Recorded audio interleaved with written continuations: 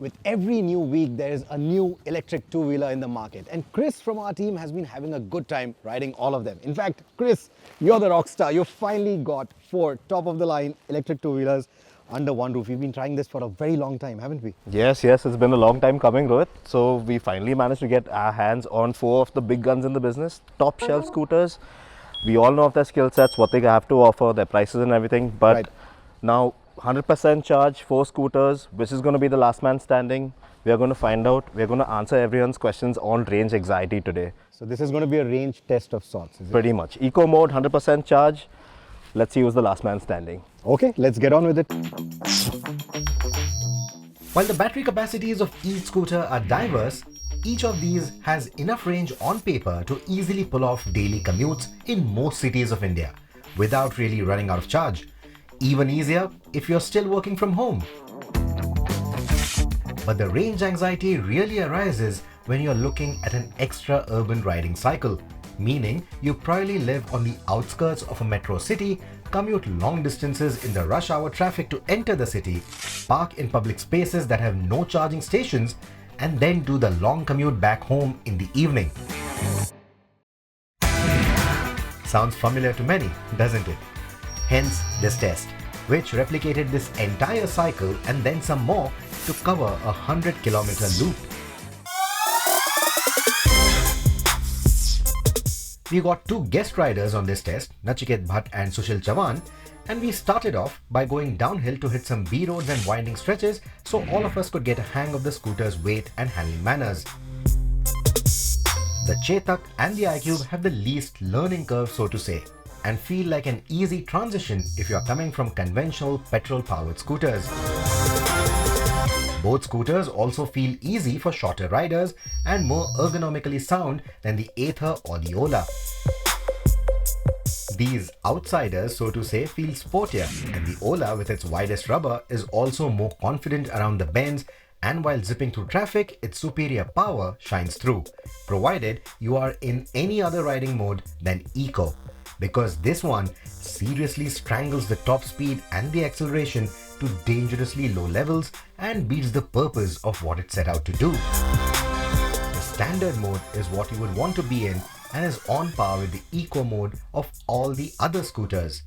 From this perspective, the riding modes on the Ather are more dependable and true to their name.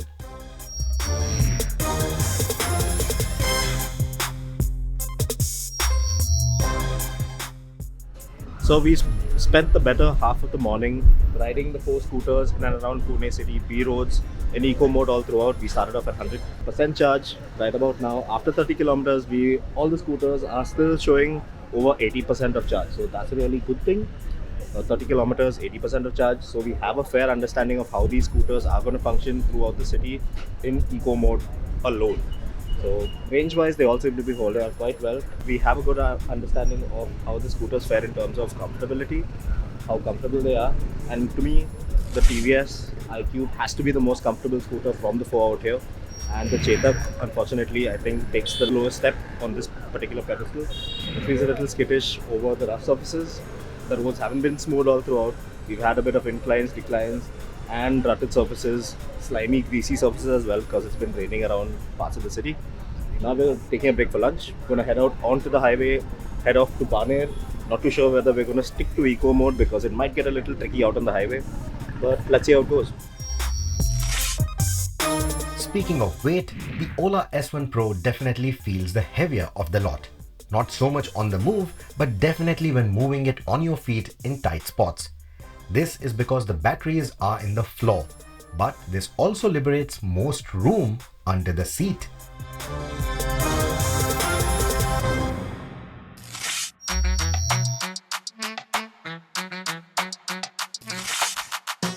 So what we are doing now is a bit of a practicality test. 2 kgs of vegetables, can these scooters handle them? You're going to find out. मला 2 kilo बटाटे द्या ना.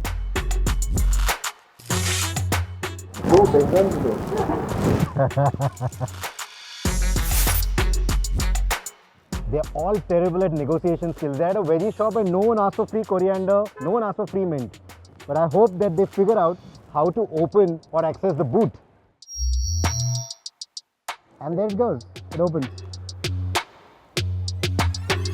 So the good thing about the Chetak is that that's the size of the charger. That's it. That's the pack. The entire charger unit sits in this little pouch. So you have a lot of space for your veggies and the charger and some more. The Chetak's boot is a bit of a hit and miss. Generous on paper, but shallow in practice. And while it swallows the groceries, it doesn't leave much room for anything else. And this is despite being the only one to have a glove compartment and a compact charging unit that fits right in it. The iQube and the Ather do better space management in comparison, but the big charging units take up quite a bit of space. The Ather fast charging grid is a saving grace though, and in all probability, you might already find one on your daily route, meaning that you can afford to leave the bulky charger behind if you need all of the storage space. The Ola has the biggest under-seat storage and can easily swallow groceries and a small helmet even with the bulky charger in place. Now with the groceries shopped for and almost 60 kilometers done on each scooter, we hit a 5-kilometer long highway section, albeit busy and full of fast-moving traffic. So anything less than sport mode would have been dangerous on these EVs. So with enough juice in the batteries, the power modes were summoned. And we even had a traffic light drag of sorts. The camera vehicle simply couldn't keep up though, with the brutal acceleration and the instantaneous torque of these beasts. Okay, I'm kidding. Because you see, the camera was mounted on an Activa. So let's just skip it and look at the performance figures instead. These modes certainly depleted the range estimates much more than we expected. And to make matters worse, we soon hit a typical bumper-to-bumper traffic jam. Back to the eco modes then, standard for the Ola. Even after a couple of hours of riding in heavy traffic, the scooters refused to die, and the tired camera crew refused to shoot any further. So now we were on our own with our phones and electric scooters, which by the way practically cost the same money. Since we are on the topic, here's how they compare on the price. While the Ola ticks all the right boxes on the range, features and aesthetics, the Ather 450X at a little bit more money feels like the better finished product and a more reliable product at that on all those counts. But it is the TVS iQube that promises tremendous value for its asking price by not only matching the Ola and the Ather on most of the notable features, but also feeling the most comfortable and easygoing at the same time, all of which helps it pip the Chetak. In fact, the Chetak in its current form has very little going for it, apart from the promise of being a Bajaj product, which will be a big deal for many.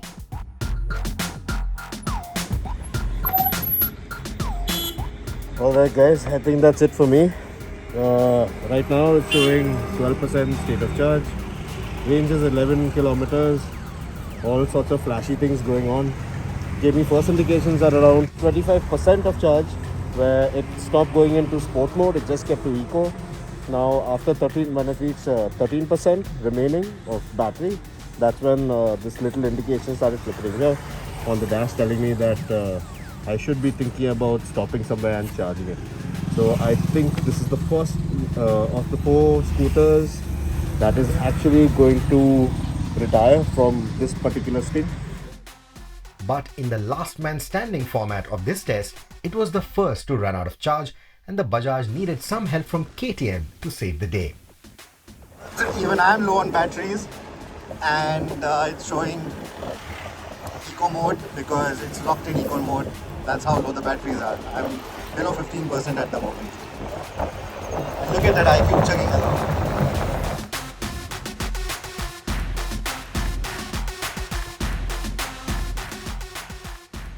I have battery, but because it's critically low, it is stuck in eco mode. I cannot change modes, and on eco mode it wouldn't climb this incline. So pushing using a little bit of assistance from those motors, that's the only way forward. He doesn't even have juice. So yeah, I'm out of battery. Well, we thought it would be the last man standing, but we seem to be the first guys pushing. The first guys pushing. The first guys pushing ourselves. So who won the challenge then? Let's take a look. And the last man standing. is this, the Ather 450X Gen 3. Very long name, very long day. And a long day. at one point it looked like it's going to be a very close battle, right, between all four of them. Yep. And then in that last 10%, I think everything just fell apart. Everything just looked so different. I think if we were to plot a graph of our preferences from these scooters during the day, it would just go up and down, up and down, up and down between all the four scooters, because there is something good about each and every one of them. Something that's a matter of worry about each and every one of them as well. But I think it all comes together quite nicely. Yep. So we thought that'd be a clear-cut winner right from the get-go. True. But it wasn't so at the end of the day. Even though we have a last man standing, it's still not a clear-cut winner. But I think let's start off with the Chetak. That's the first one that conked off. So technically, yep, that was the first one to actually run out of charge completely. We drained the battery completely. So it did around 80 kilometers till it reached around 13%. That's when we said, okay, fine, we're gonna like call it a day for this because we have to get back to a charging point, and we are pretty much in the middle of nowhere at that point. true. So 80 kilometers, eco mode for most part. Oh yes, but we did cheat a bit. We didn't keep to our standard of eco mode because of course we did hit the highway at one point, and we did get into our sport mode, pop mode, and hyper modes as well. So we did around 5 kilometers maybe of that, but kept to eco for most part. Yes, that's a really good thing. 80 kilometers on the Chetak, man, we thought it would conk it like. Exactly, with the kind of battery capacity that it has on paper, we thought it would conk off much earlier, which it didn't. That was a very good surprise. The other surprise is how easy it feels to, ride around in the city. Yes, the seat, none of us were a fan of the seat. No, I definitely didn't like it. I was the first one to fall off the scooter because they polished the seat. It was a very noob crash. But in terms of the comfort as well, I think none of us really enjoyed that seat so much after riding it with the other scooters. But the other bits of it, it feels quite nice. I mean, that conservative approach that Bajaj has towards the power delivery, towards how it manages the battery, I think that sort of shines through quite nicely. A very well put together scooter. Yeah. The iQube was also quite a revelation. Right? I think that's the most outlandish scooter of the four that we did. But it also feels the most natural, right? In the way it decelerates, in the way the braking works. All these electric scooters, the moment you hit the brakes, of course, they sort of, they cut the power abruptly on some of the scooters like the Ola. It's quite abrupt. But on the iQube, I think it just felt very natural. It just felt like a regular scooter, right? If you're upgrading from a regular petrol scooter to the iQube, it feels so natural. Yes, so despite looking so outlandish, it's the most natural feeling. That's what I like about the iQube. Yep. It definitely feels exactly as a normal, regular ICE scooter. Performs exactly so. The way it handles, the amount of weight it has on the bars. It just feels so natural. And the suspension, man, is what I think it was the most comfiest it is scooter. The seat plus the suspension, I think the most comfortable of this bunch. I think when we were riding at night, the only thing that I did not like about that scooter was the headlamps. They were just, I mean, they could put a candle in there and would still not make any difference. So it's that is something that I didn't like. And on the contrary, the new display that everyone's talking about on the iQube, it's way too bright. Even at its dimmest setting, it's just way too bright. It feels very intrusive. And then they've also done that animation for the regen. So when it keeps cutting between the actual speedometer and the regen, it is sort of intrusive. It also flickers a little bit, so it's a bit intrusive. But apart from that, I enjoyed my experience on that scooter. It was very lovely to ride. And even when we did that 5 kilometers of power riding, it was keeping up. It was right there. It was keeping up with the Ather. It was keeping up with the Ola, and that's what I loved about it. So despite all of that, not finishing last, finishing second last, I think I'm quite impressed. Even the upgrades that they've carried out for this 2022 model, as you mentioned before, the display, the bigger screen, that small joystick control that you have to get into the interface. So there is enough of the newness to it while not feeling outlandish. That's what I love about it. So if I had to put my money on a traditional brand in an EV, I think it would be the makes sense. Same for you, I believe. So now moving to the outsiders, the startups, if you want to call them that. If you want to call them that. So moving to that, I think the Ola, that is the one that finished third last. And up until one point, or you could say runner-up. The runner-up, let's call it the runner-up. Up until one point, it was neck to neck with the Ather, and I was starting to tilt towards the Ola. I like the power delivery. I also like how the different modes work. And then 15% battery remaining. It just says critically low battery and it locks it in eco mode. And after that, the scooter just wouldn't climb any of the inclines. And that was a big problem. I think that is where it lost out for me, because in that critical moment, you know, on an incline or a hilly section like this, I just couldn't do anything here. I had to literally push the scooter, and that was a big problem. Yeah, that was exactly. a bummer. So in fact, if it were like at around the same thing, what happened at around 5% of charge, Correct. that On the would Chet- make pretty much yeah. sense. Like On as the it did on Chetak, it happened on the But Chetak. the fact that you have that much charge still left in the battery and it still goes into reserve or eco mode, Yeah, it forces you to that's be a- there. yeah. That was a bummer. So it was a leveler of sorts, you know, it just leveled things Yeah. with the Chetak. Despite having more juice left, Yeah. despite having more range left, in these conditions on those inclines, it technically just leveled with the Chetak. It went right down there, and both of us had to literally push those two scooters up the incline. So, yeah, that is where the Ola, I think, lost out. Otherwise, the Ola the would have amount been- of features you don't need to log in with your phone, connect your phone to the scooter. I to love use the maps. display. The display is really nice. Awesome Even stuff, the yeah. UI that they've done, the colors that they've used, I think it's all very nice. So overall, it's a very nice scooter. So it's just how it managed that last critical bit. That is where I felt a little cheated by the scooter. That Yeah, you know, you did feel a little I had to do short-changed. what the scooter wanted to do, and that is where the Ather clearly edged ahead, because the Ather, like I said, was neck to neck, Yep. and it did not force a particular mode on us. It would still climb all those inclines. In fact, we could also give Chris a tow with the Ather.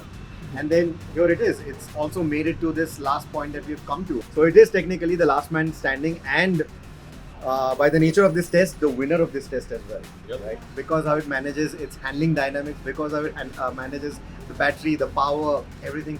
I think that's my pick from the outsiders, as we like to call them. So Yep. the Ather would be my pick. Definitely the Ather, man, it just took everything away. From the ride and handling, yes, it is a bit on the stiffer side, so if you have like a couple of back issues or something like that, then you might want to feel Yes. that you need to choose one of the others. Exactly. Maybe the iQube, maybe the Ola. The Ola has a very nice seat as well. But I think, yeah, if we had to pick out the two winners from the traditional manufacturers, it's the iQube for us, and from the startups, the new brands, it's the Ather 450X. Yep. So, good going, Ather.